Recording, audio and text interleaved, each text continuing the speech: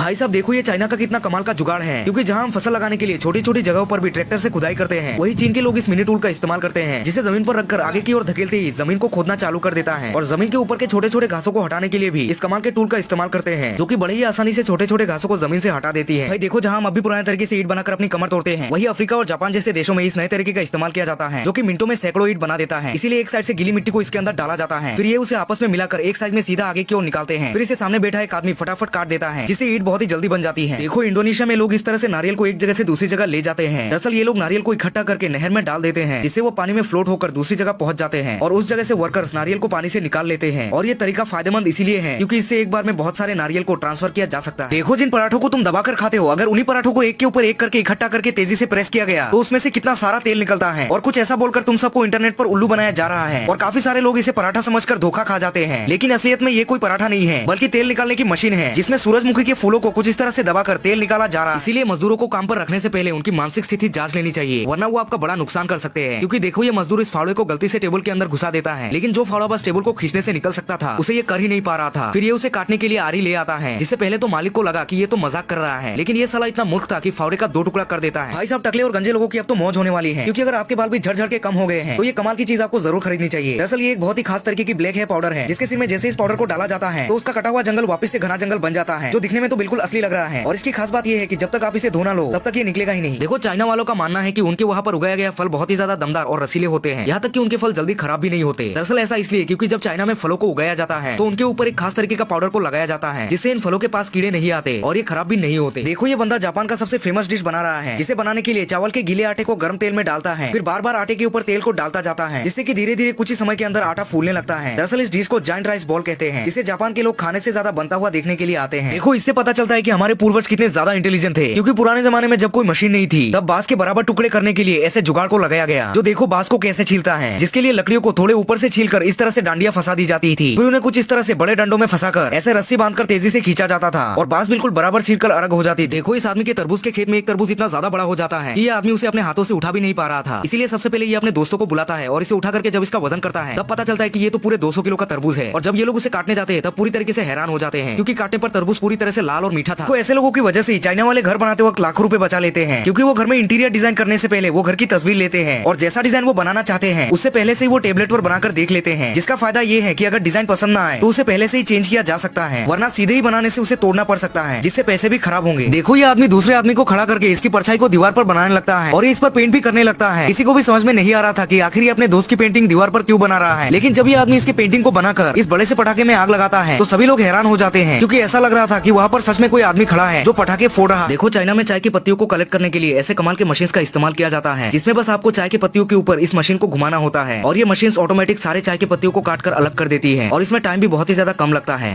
कभी भी इस गजब व्हाट्सएप चैनल को इग्नोर मत करना, क्योंकि इसको फॉलो कर आप करोड़पति बन सकते हैं और साथ ही दुनिया की हर अद्भुत जानकारी और हर महीने गजब चीजें जीत सकते हैं। जी हाँ, उस चैनल को फॉलो करने के लिए इस वीडियो के कमेंट बॉक्स में लिंक दिया गया है, अभी जाकर हमें फॉलो करो।